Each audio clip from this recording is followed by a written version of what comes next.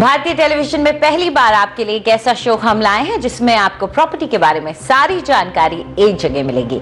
स्वागत है property India में। नमस्कार, मैं हूं अंजलि इस्टवाल।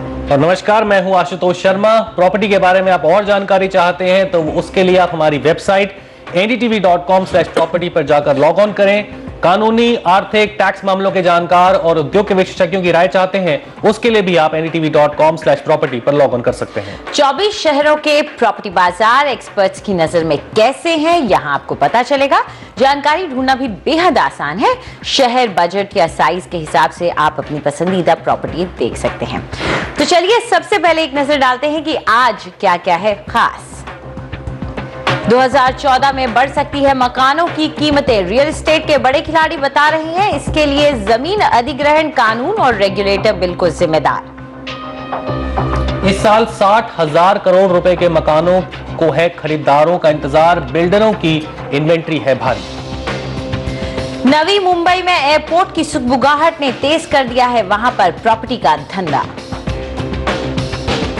और अपनी रसोई को दीजिए एक नया और मॉडर्न लुक।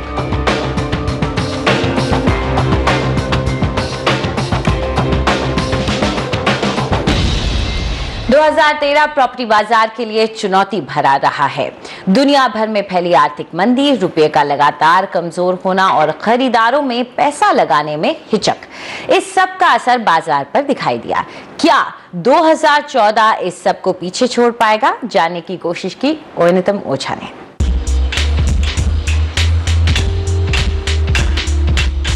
दो 2013 एक मुश्किल भरा साल रियल एस्टेट सेक्टर के लिए भी। गिरता रुपया, बढ़ती ब्याज दरें, महंगाई और नीतियों को लेकर सरकार की ढिलाई, इस सब ने ऐसा असर डाला कि खरीदारों ने प्रॉपर्टी में निवेश करने से तौबा कर ली। लेकिन इस नए साल से रियल एस्टेट सेक्टर को कई उम्मीदें हैं, खास तौर पर लोकसभा चुनावों के निपटते ही। Overall economy is going to be better and so with the real estate.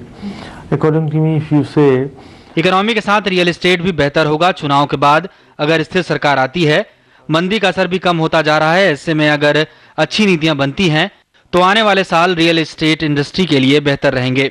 to come, all that has come, and now the enough has gone down, so we feel that the coming years going to be better for real estate industry. लेकिन बदलाव आना आसान नहीं है, खास तौर पर इसलिए क्योंकि किसी भी नीति के लागू होने में वक्त लगता है और इंडस्ट्री अपनी मांगों की फहरिस्त के साथ अभी से ही तैयार है। A single window clearance to be provided to the developers for faster and developers को सिंगल विंडो क्लियरेंस देना चाहिए जिससे पारदर्शी तरीके और तेजी से प्रोजेक्ट को हरी झंडी मिल सके। दूसरा, किफायती घर बनाने के लिए जमीन दी जाए। इसके अलावा विदेशी निवेश के इस्तेमाल के लिए नियमों में ढिलाई देनी चाहिए। needs to be extended to the mid segment as well. Real estate के ज्यादातर बड़े खिलाड़ी मानते हैं कि 2014 में प्रॉपर्टी की कीमतें बढ़ेंगी और इन्हें और ऊपर धकेलने का काम करेंगे जमीन अधिग्रहण कानून और regulator bill. We speculate the prices may even go up. I don't speculate that prices will remain stable or going down. हमारा अंदाजा है कि दाम बढ़ेंगे। ये मत सोचिए कि दाम स्थिर रहेंगे या घट जाएंगे। दाम घटने की कोई गुंजाइश नहीं है। अगर पॉलिसी बनाने वालों की तरफ से कुछ सपोर्ट मिलता है तो हो सकता है कि दाम उतने ना बढ़ें जितना हम सोच रहे हैं।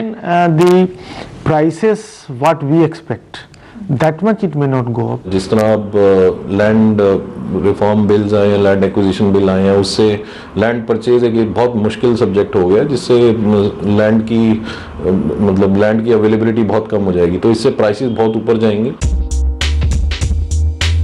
2014 की एक और बड़ी चुनौती होगी 60,000 करोड़ रुपए के उन मकानों को बेचना जिन्हें अब तक खरीदार नहीं मिले हैं। एक अनुमान के मुताबिक सिर्फ मुंबई में ही 1,30,000 फ्लैट्स ऐसे हैं जो अभी तक बिके नहीं। मुंबई मेट्रोपॉलिटन रीजन यानी MMR के 45% फ्लैट्स अभी तक बिकने के इंतजार में बाजार में हैं, जबकि नेशनल कैपिटल रीजन यानी NCR में 26% फ्लैटों को अभी तक ग्राहकों का इंतजार है। वहीं नए मकानों की बिक्री में भी इस साल की दूसरी तिमाही में पुणे, चेन्नई और दिल्ली NCR में 7 से 15% की गिरावट आई है। 2014 रियल एस्टेट सेक्टर के लिए कुछ तो नई उम्मीदें लेकर आ रहा है, लेकिन मंदी के काले बादल छटेंगे या नहीं, ये कई बातों पर निर्भर करता है। ऐसे में एक बात तो साफ है, आप जैसे खरीदारों के लिए ये अपने सपनों का घर खरीदने का अच्छा मौका हो सकता है। नई दिल्ली से निधि राय के साथ ओइनतम ओझा की रिपोर्ट NDTV के लिए। तो चलिए इस विषय पे और चर्चा करते हैं। हमारे साथ श्री गौरव गुप्ता हैं, जनरल सेक्रेटरी